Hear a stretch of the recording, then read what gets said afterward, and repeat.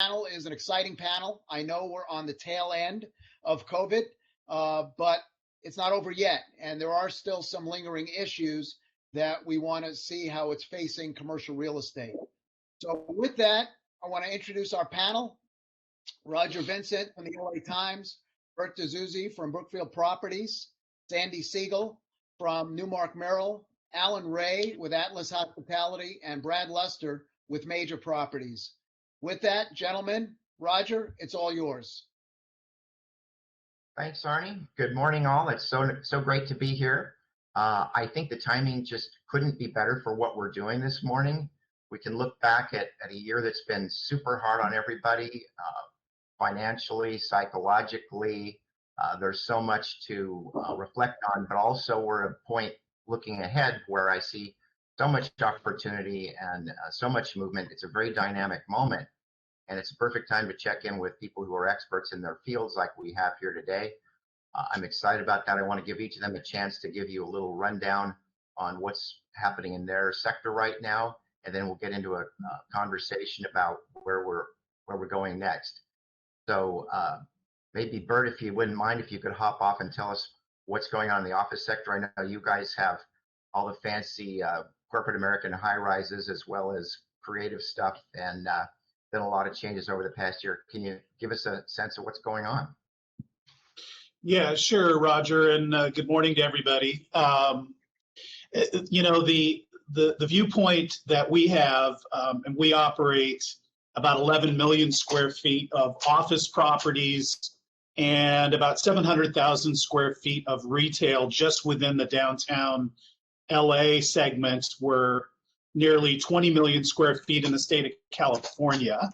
But with respect to kind of the feedback of where we think we are, obviously this last week, Monday, with the modification of the local ordinance allowing for non-essential interior office using businesses to reoccupy up to as much as 50% was a big watershed moment that we've been waiting for quite some time.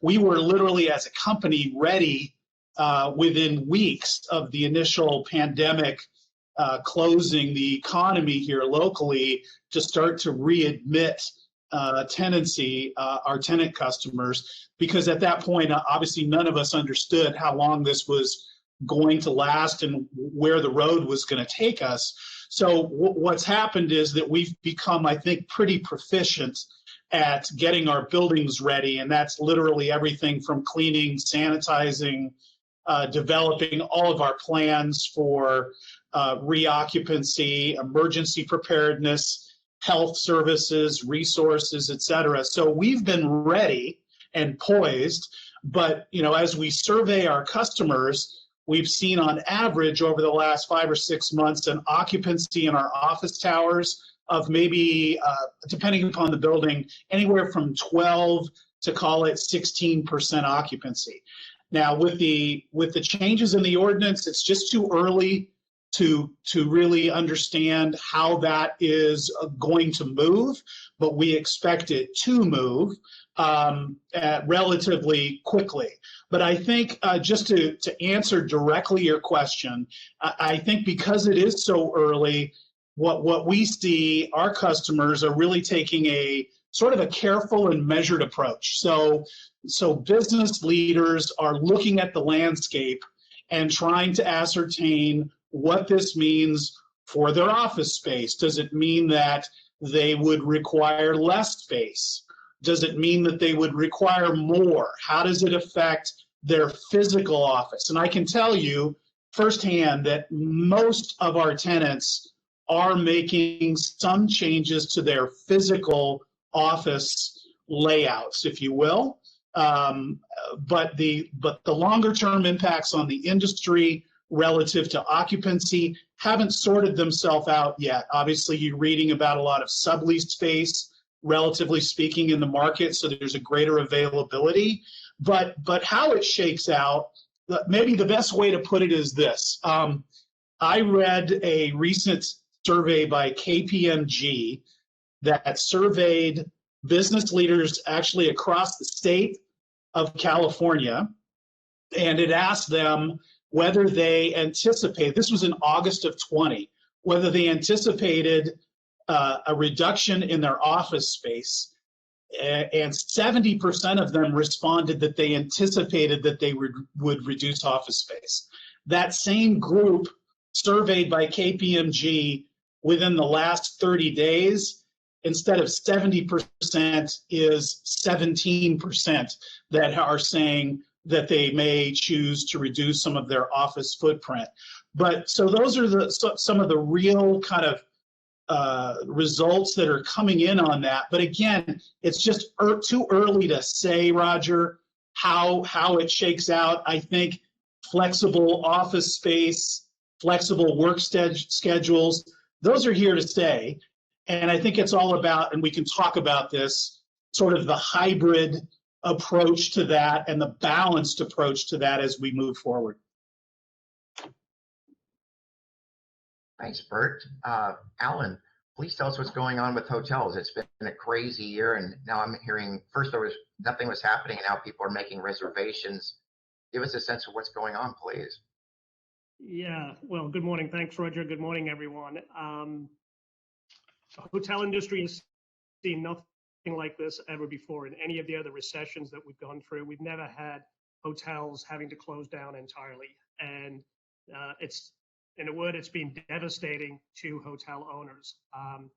Having said that, the difference in this downturn from an economic standpoint to previous downturns is that the lenders have been very good in terms of working with borrowers, deferring payments, and providing forbearance. We've seen something in the range of billions of dollars of distressed funds that are sitting on the sidelines waiting for this tidal wave of hotel foreclosures. Quite frankly, in California, it hasn't happened. Very, very few notice of defaults filed on hotels, and even fewer hotels either filing bankruptcy or being foreclosed on. So a lot of those funds right now are actually coming back into the marketplace and acquiring hotels. So in many instances, we have a tremendous amount of capital, tremendous amount of interest in buying California hotels. And the market here is broken down sort of post-COVID into two sectors. One is the drive-to markets, anywhere up and down the California coast. Those hotels, typically smaller independent hotels, are doing tremendous business. I spoke to a client last week that they have a property in Cambria, 100% occupied at $700 to $800 per night. Contrast that to some of the downtown locations of San Jose. Obviously, Anaheim is devastated, San Francisco. So the business convention center hotels, it's going to take a lot longer for those to rebound.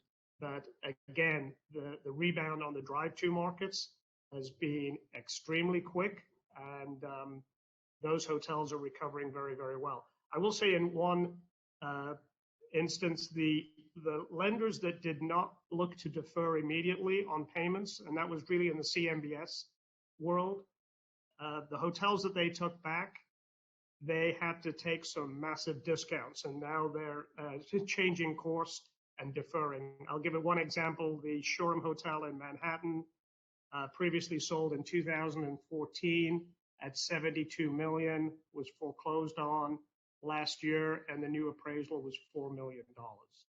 So Manhattan has been hit extremely hard, and I'm hearing anywhere from 200 to 250 hotels will not reopen as hotels in Manhattan. We're not seeing that in California. Wow, that's sobering. Brad, industrial seems to be doing fine. Did they miss a beat? What's going on? Well, we got hit obviously in March 2020, March, April, May, and then we took the gloves off and went back to work. Prior to COVID, I said we were in what I would describe as a super cycle for Los Angeles and Southern California. And I would joke with clients that said, when does this end? When does this end? I said, well, it would take an act of God to end what's happening in this market, because it's firing on every cylinder, and there's money pouring in from all over the world, and money's so cheap, and there's so much demand. And a lot of what happened to our industrial market that no one could have predicted is the effect of cannabis on warehousing and the amount of space that they took up, whether it was illegal space or legal space. So they absorbed so much industrial space, probably all over the country, but mainly in Southern California and Los Angeles, that there's a shortage of space. Then we added another industry recently, which is the ghost kitchens and the Uber Eats, Postmates, and DoorDash. And because of those industries, it absorbed more industrial space. Last mile deliveries became another very popular thing. There is a mass shortage of industrial space. Industrial rental values have jumped from an average of 75 cents in 2020. In the fourth quarter, it broke $1, $1.25, $1.50, and up depending on which market it's in. And those are monthly rates. Those are fantastic numbers. And the sale of those properties is between $200 and $300 a foot for brand new tilt up or even older tilt up. Then there's the sub 5 million and under category of all the corridors that lead to downtown east, west, south, and north. And those properties are trading between $300 and $500 a foot for just a common commercial building. I recently sold a property on Venice near Western for $500 a foot, a 5,000 foot building for a fulfillment center for hair care products. And the person's going to put $1 million in improvements into the property so it's usable for his use. So from the lowest market to the highest market for hundreds of thousands of square feet, the demand is unending and the supply is barely existing. So we have a bright future. Industrial seems to be a great place to put money and speculate. And I was up in Santa Clarita and I saw a huge project there, about 1.5 million square feet. Amazon had a huge distribution building. They call it the larger product because they distribute refrigerators and furniture out of that building. That's all it's used for. Big, heavy product. So Santa Clarita, where land is very cheap still, it has a lot of issues with oil wells and habitats and things like that. But if you are a savvy developer and can work through the process, there's a lot of money to be had in the outer markets outside of Los Angeles. Well, that's pretty good news. It sounds like things are going well if you're in that business. Sandy, can you talk to us about retail? Sandy's a full-on mall magnate. What's happening right now? Well, I really didn't want to follow the industrial guy. I sort of wanted to go after the hotel guy, but okay. So yeah, I don't know if magnet's the right word. I get more sympathy now when I mention the shopping center space. So we have about 10 million square feet. We're in 3 states. We're in California, Colorado, and Illinois. And as you can imagine, not having retailers who couldn't get to customers had an incredibly devastating effect on a lot of the food groups that are our retailers. Of course, our grocery stores, our pharmacies, our dollar stores, they had a bump out of this. Drive-through had a bump out of this, but a lot of small tenants and very emotional period of time, because no one really knew when this could potentially end. And a lot of these guys are constrained. Remember, retail was supposed to be dead, from online shopping before this all happened. So you throw online and then COVID at retail, and it'd be interesting to see how that all shook out. So, look, what I monitor first and foremost is my traffic, how the customer is reacting. Is the customer willing to come back out and actually shop? And the encouraging thing, and frankly, I saw this throughout the pandemic, was that despite a ramp up in online, and the ramp up isn't deniable, we held on to a lot of our traffic. I mean, on an average, and again, depending on the center, on an average, we were somewhere between 75 to 80% of pre-pandemic traffic. From the pandemic, from the start of the pandemic on. Now, a lot of that was reflective of people going to grocery stores or going to drive-throughs or doing to go, or the length of stay was way down. But we held on to traffic, and the takeaway from that was good locations, especially if they're connected to the community, still have value. And what's interesting to me, and just a couple quick statistics, take the gym operators. And gym operators in California were open and closed twice. Once during the summer, and then once towards the end of the year. We were seeing traffic go from 0 when they were effectively closed to 80% within 2 weeks of them being permitted to reopen. And at quite a few of our gyms, we're back to almost full traffic. So people do want to get outside. People are social animals, and our DNA is wired to be together. So, I'm glad to see people wanting to come out. Now the trick here is to make sure, that we don't get too excited on all of our fronts about these artificial bounces. I mean, we've stimulated the hell out of the economy. We've thrown a lot of money at a lot of people. People have a record amount of savings.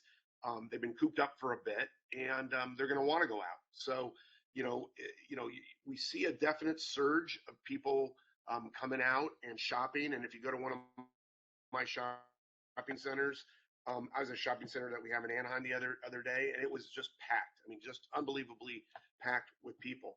The question will be, get past the summer, get past, stimulus money and savings, and see where that leads us. That's what I'm cautious about. On the acquisition front, just a couple of anecdotes. We bought a shopping center here in Carson. We made a decent deal. Wasn't a killer deal, but it was a decent enough deal.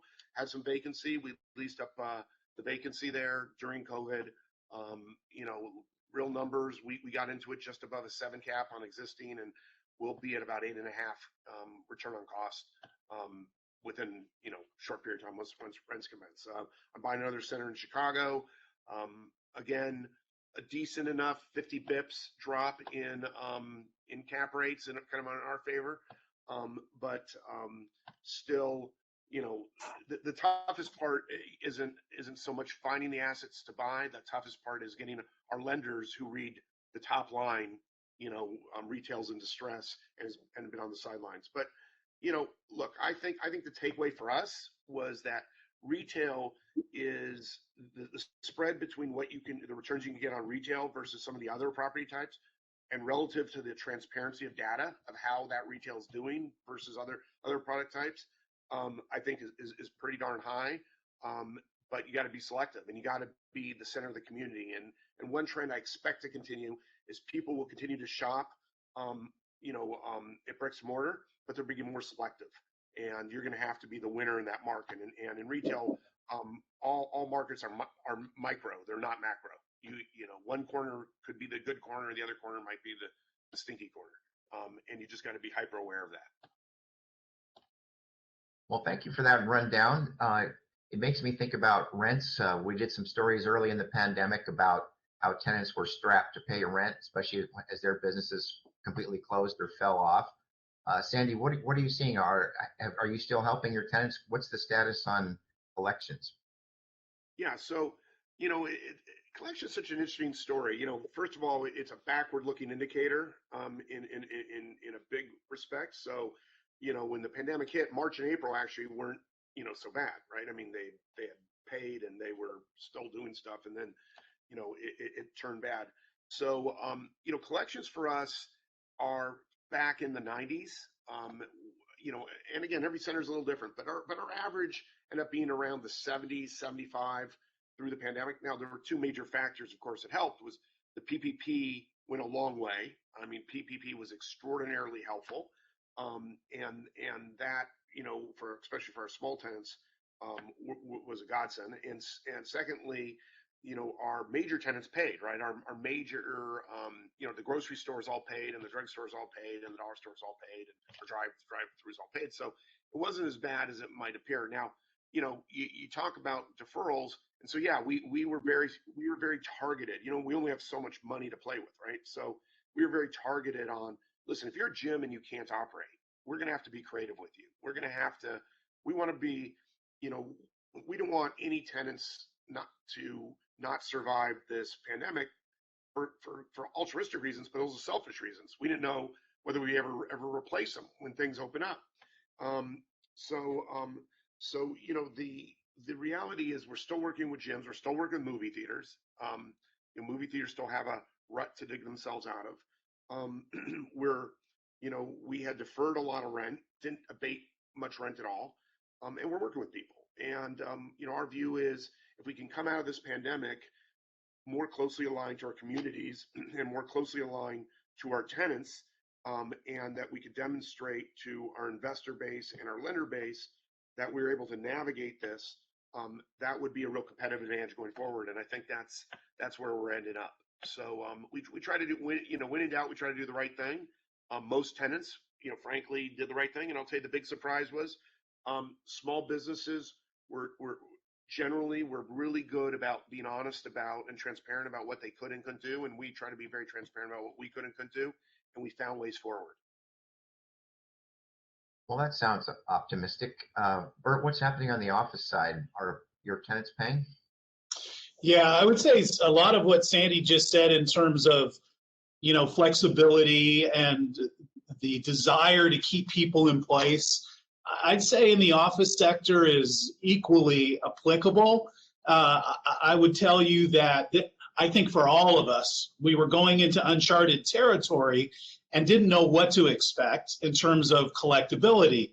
And I think we were, and I think most of us on this call have been very pleasantly surprised, at least with the amount of collectability. In our case, in the office sector, and I think this holds true in most cases, we have a concentration of sort of larger, well-capitalized tenancy. We're in the 97, 98% collection kind of number, and that is held consistent since March of 2020. Now, there have been the occasional smaller tenant that Sandy referenced where you've got to be flexible and you've got deferment, but by and large, we haven't had failures or bankruptcies at this stage to really impact the office markets. And I would say that that generally holds true, you know, across most of the markets that we operate in, with very little exception.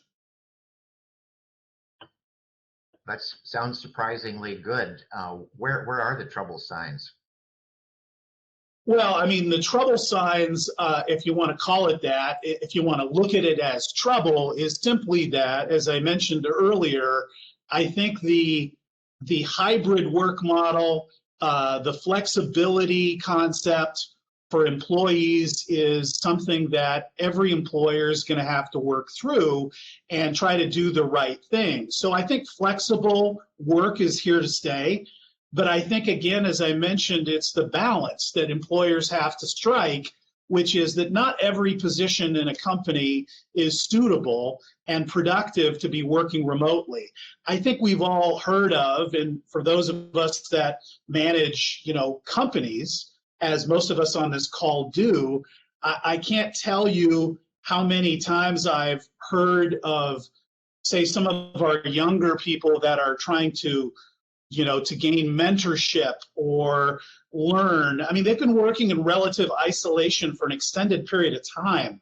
And so what we're seeing is, this is not a new acronym, but I'll throw it out there, the FOMO, which is the fear of missing out. And I think what we're starting to see is that people are experiencing the digital burnout, you know, all the conference calls and all of the things that are, you know, really neat technology that by and large, again, here's a surprise, they work. They generally have worked with little exception. The problem is the email traffic is up, the requirements to be digitally on board and engaged completely and working longer hours, those things are also burning people out. So with that is coming this desire, and we're seeing more and more of it, of people wanting to get back to the office in many cases. It's what we call the collaborative economy, and I think that's where this is all heading. Roger. So when I look at this, like what keeps me up at night, I think this is fascinating because I think it's going to be moving more toward a collaborative economy driving business forward, which is all about, productivity. It's about profitability. It's about growth. It's about innovation. Those things are compromised when you're working remotely. Now, certainly there are tasks that can be performed remotely effectively, but most of what we do in our economy is centered around collaboration. And, I would say the post-pandemic office environment is going to be focused on collaboration and connection. One thing that's interesting I'll share is, people very early on in the pandemic were focused on the co-working and flexible office industry as, wow, here's the beginning of the end of this disruptive new emerging industry.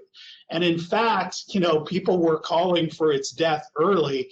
If anything, certainly it has thinned the herd, but the herd is stronger and getting stronger in that industry today because people are, the short-term pain that you saw is really long-term gain for the flexible office and co-working. The idea of getting together and, escaping kids and, people that are traveling, they now have the ability and freedom to work remotely. And, companies that want to host brainstorming sessions, all those things are changing the way people perceive work. So we're really excited about that component because not only are we developing our own approaches within my company, Brookfield, to address it, but there are many in the industry that are now doing it. I would just say, one thing to keep in mind, it's very hard to lose perspective, as we know, but in history, there's been no pandemic or plague or natural disaster that's killed off the city. I mean, it's just a fact. And I think our need to live and work in sort of the urban clusters, which are cities, and the concentration of people and economic activity that occurs there is just too strong. And so, we're, of course, full disclosure, we're very urban focused. And I don't think that's going to change. There may be obviously changes in the short term that we work through, but I don't think fundamentally human beings have changed. And I think that's important to keep in mind. Well, that's heartening because when I go downtown right now, it's sort of disconcerting to see so many empty buildings and so few people on the street. Do you have a sense of when your tenants are going to come back? I think that's one of the big question everybody's been wondering, when people come back to the office. Yeah, so I would say what's really going to be fascinating is to see what the short-term impact is of the local ordinance increasing the ability to occupy up to 50% of the indoor spaces. As I said at the outset, I think many of the businesses are taking sort of a measured, kind of cautious approach. I think many that have spoken with me about their philosophy of returning are looking for, generally call it like an inflection point of 50% of vaccinations occurring in the general public before they begin, these are for big corporate tenants, before they begin a reoccupancy, but there are others that are doing it sooner. It just sort of depends on the individual tenant. But, what I would see if I'm crystal balling it, our expectation, Roger, is that by, call it the end of Q3 of this year, we're at 50 to 75% occupancy in our buildings. And I think that's more than likely the case before the end of the year. We might be slightly higher than that. And, I'll share one thing just to give you the optimism on the retail front, because Sandy has talked about this. So we recently completed downtown a lease with Shake Shack. They are opening on April 19th. So there are pockets of sort of different views here that are not really being represented that people need to be aware of, because it's not monolithic. There isn't an on-off switch for this return. Well, everybody loves Shake Shack. Seems like a good move. Glad to hear they're coming. Alan, we've got a question wondering what's going on with new construction of hotels. Seems like things dried up for a while. Are new hotels coming up? Are some of the older ones getting rebranded? What's going on that development front? Yeah, so on the hotel construction side, the first time ever in the 25 years that we've been tracking new development in California, did we have a reduction in supply. We've always added supply in California. Two main reasons for that. One is that for the hotel projects that were under construction, the vast majority of them delayed opening. So you had a lot more that were opening here in the first and second quarters of 2021. But we also had a phenomenon happen last year that we've never ever seen before, and that was the conversion of existing hotels to other uses, primarily to apartments. And in the last 6 weeks of 2020, the state, with assistance with taxes from the federal government, closed on over $1 billion worth of hotels, all to house homeless. And there is another, Newsom has applied for another $1 billion this year to acquire hotels in California. So that has definitely caused a reduction in the number of rooms that are in the marketplace. Construction lenders would really pull back. They were very, very concerned, obviously, of what's happened with COVID and the numbers on existing hotels, combined with the fact that they really didn't know where values were going to be at. So it's still a fairly solid pipeline in the limited service sector. But if you want to build a resort or a full service meeting convention hotel, that's going to be a long, long ways out. So numbers are going to come back well above where they were in 18 and 19 for those deals to pencil again. I will say one thing in terms of California. Almost every other state in 2020 experienced a 50 to 70% decline in hotel sales transactions. California was the only state that increased in the number of sales. Also, I think it's a good reflection of what goes on in California in terms of real estate value, that the highest price per room paid was in December of 2019. Talk about bad timing, but that was for the Montage Hotel in Beverly Hills, and it sold at $2 million per room. Fast forward to 2021, and we've gone through arguably the worst hotel market since the Great Depression. And yet there is another hotel under contract at $2 million per room, and that's the Four Seasons in Calistoga. So I think that the old adage, location, location, location, the buyer interest, investor interest for hotel assets in California, and that goes in line, Roger, with your earlier question, is that a lot of people that are coming into the state from out of state like California because of the huge barriers to entry. So hopefully good for hotel values. Has this resulted in rebranding? That was one of the questions. We're wondering if some operators are changing up who's running the hotel, operating it. Yeah, so on the rebranding side, that is always going on in the hotel industry. The franchise companies come in with rather stringent property improvement plans, and as hotels age, we see them sort of go down the chain in terms of the quality of the brands.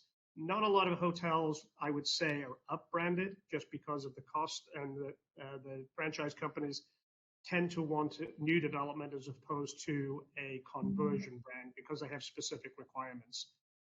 There is a brand that has come in at the lower end of the market called Oyo, O-Y-O, and it's still, it remains to be seen how successful that is going to be, but it tends to be in the lower sector, the budget sector, where you will see the rebranding going on. Thanks. So Brad, where's the most competition going on for industrial property? Is it in urban centers where the last mile guys are competing with the cannabis guys? Who's the most aggressive? Who has the most money to buy property right now or take over the big leases? Well, I think it's the REITs are the big dog in the room at the bigger level for the big buildings, the big boxes. Something that's a new phenomena as well, that could be helpful for Bert and Sandy, is the studio space, because of all the different networks and Netflix, and there's a desperate need for content, and we're seeing in the streets and downtown filming everywhere, all over the place, especially since the streets are so quiet now. They could get more filming done, but that doesn't stop them anyway. So the need for content for all these medias, whether they're networks or they're online, has become big demand, and they need actual physical space, and that could fill space that turns over, like theaters and shopping malls, or ground floors of office space that have retail that can't be rented for retail. There's a definite need for studio space, and they want to be in areas that are active as well. So we're seeing a lot of that. So the competition is mainly, I would say, based on industry, depending on which level of the real estate you're talking about, and then regarding people paying and not paying. In our industrial, we saw that at the corporate level, the manufacturer or the warehouse distributor, they paid pretty well. There was very few collection issues with that. Where there were issues with mom and pop that were taking advantage of the situation, and even today some are, or industries that were hurt. We had the corporate headquarters in one of our buildings in the Arts District occupied by Color Me Mine. If you're familiar with them, they had about 70 retail stores around California, where someone would go with their child and buy a pot and color it. They would fire it, they'd come back and pick it up. They couldn't make it through COVID. They merged with a competitor and did a workout to get out of the space at a massive discount. We're leasing it out to actually a studio. We were vacant about 6 months, and now we're leasing that same space out to a studio that's creating content for YouTube and other entities. So we're seeing just a change of who the users are for the space. And there's a lot of creative users coming into the industrial market that's also driving it up. And of course, that's geographically motivated. So there's a renewal, massive demand in the last few months at the Arts District, which took a pause during COVID, but now it's picking up like crazy. And as soon as the restaurants, they're reopening and life is coming back into those areas, they're going to thrive again. It's kind of like we took a pause in downtown, and now it's about to start. I hear Staples is about to reopen later this month, which is going to drive a lot more traffic, even if they're at a percentage. This is a prime time for sports downtown with the Lakers and Clippers. So that's going to drive a lot more people, and the restaurants will reopen and benefit, and we'll get back to some kind of new normal very soon. Well, I think we're all looking forward to that. Alan mentioned the conversion of some hotels to homeless centers, and I know a lot of that was driven by the epidemic, that there was a feeling that it was a good opportunity for people who wanted to do that anyway to take over some hotels and change their use. I'm wondering if there are other use changes that, as a result of the pandemic, that have happened in other sectors. Alan, do you want to talk about, are there any other things happening to hotels or Bert offices? Anything getting switched up due to COVID that new uses are being introduced? Well, the other interesting side of this is the hotels that have selected not to reopen. So one very famous one is the Chateau Marmont. Very, very successful hotel. You probably couldn't want a better location on Sunset Boulevard. The rumor is that that's going to be converted to a private club where people from around the world will have their own, almost like a hotel condo. Interestingly enough, I said earlier about how the drive-to markets have done phenomenally well, and yet the Four Seasons Biltmore in Santa Barbara is still closed down. And the rumor again there is that it will not reopen as a hotel. They're going to convert it to another use, but they have not decided or not announced what that is going to be. Well, Alan, we're all consumers as well. Can you tell us where good hotel deals are right now? Should we be heading for city centers? Apparently, the drive-to is full. Where's a good place to go? Again, if you want the best rates, then it's going to be markets like Anaheim until Disney reopens, downtown San Francisco, downtown San Jose. The largest hotel in San Jose, the Fairmont Hotel, recently closed their doors and filed bankruptcy, and also downtown San Diego. So really any of the markets that were reliant on business travel or convention and meeting business, you could probably get some really good rates there. And I would say if you want to try to book something now in advance at those hotels, they'll probably cut you a great deal. Well, that's good to know. Sandy, we've got a question here about the increase of ghost kitchens. I think everybody knows what ghost kitchens are, but just in case, these are operations that basically are restaurants that exist online only. You get your food from a ghost kitchen delivered by Uber Eats, Postmates, that kind of thing. And they were a phenomenon before the pandemic that obviously took off during that time. And the question is whether this will result in restaurants reducing their footprint in shopping centers and malls because of the competition, perhaps from ghost kitchens. Are you seeing any pullback, or do you think people still want to go be in a restaurant? No, first of all, I think it's a great question, and I think it highlights both the opportunity and risk in retail, which is it's always evolving, and there's different ways and there's different channels for retailers to make money, and I look at ghost kitchens as a separate independent setup from an existing restaurant, and I think of kind of this what we've been dealing with even before the pandemic of being just online or being bricks and mortar but not being both.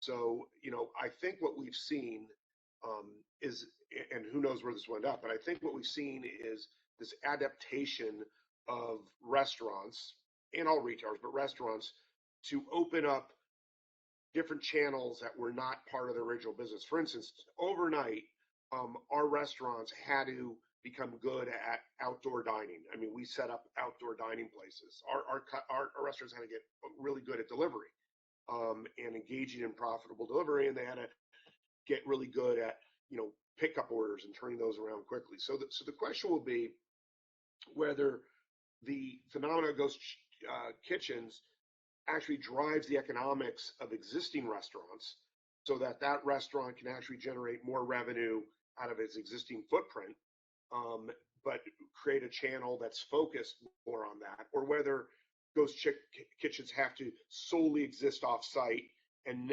never have a in-person presence of eating or delivery or a pickup or whatever the case may be. So the initial impact will be, yes, the economics of doing a ghost kitchen may say, well, I don't have to do a full unit here. I'm in a heavy office area. I'm going to do just a delivery, and I'm not going to have anyone who can sit down and eat. So I don't need that footprint. Over the long run, I think that the profitability model of a lot of our footprints have been, I look at Best Buy as just an example of success in this new environment where Best Buy's results were fantastic. They became a distribution hub using stores. They became a delivery hub using stores, and they remained a normal retail hub using their stores. And that created a lot of efficiency in their store base and a lot of profitability. So, I think the jury's still out on whether, these separate setups like Ghost Kitchen and in-person restaurants merge together or how much they stay independent. I actually look at it as an opportunity for restaurants to create a different distribution model that generates more profit for them within their existing footprint. Thanks, Sandy. How are we doing, Arnie?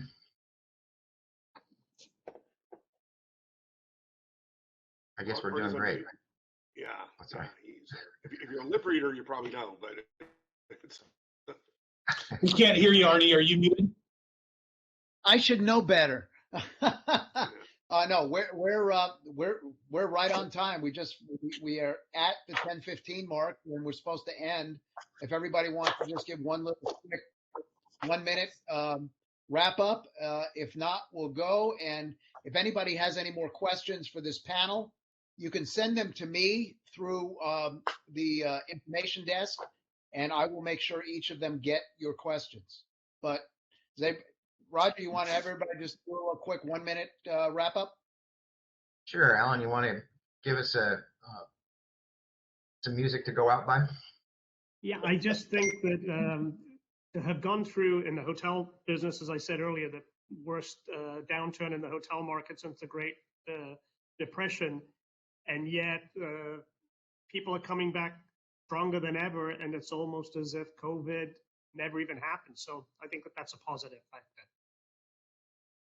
Hey, Bert? Yeah, I as I mentioned earlier, I think it's trying to maintain proper perspective. You know, you tend to have an action and then a reaction. And then in the early stages of most reactions, they tend not to be sort of accurate. And things evolve over time. And I think that's where we're headed here. So in the office industry, it's not the demise of the industry. It's clearly going to be, there are clearly going to be some changes with regard to flexibility. You know, the environments themselves are going to have to be healthier. The air quality is going to have to be better. The emphasis on health and wellness, all of those things are good outcomes. We were already moving in that direction, but it's going to accelerate that. So look, as I said earlier, the city, the need for human beings to interact, to collaborate, to innovate, that hasn't fundamentally changed. And again, I made the comment about digital burnout. I can't tell you how much I hear that today. So yeah, I'm optimistic, but clearly some short-term impact to work through. Thanks, Bert. Brad?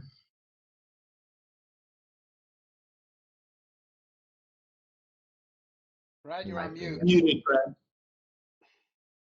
Sorry about that. We have a long-range vision of our business plan, and we know what we want to accomplish.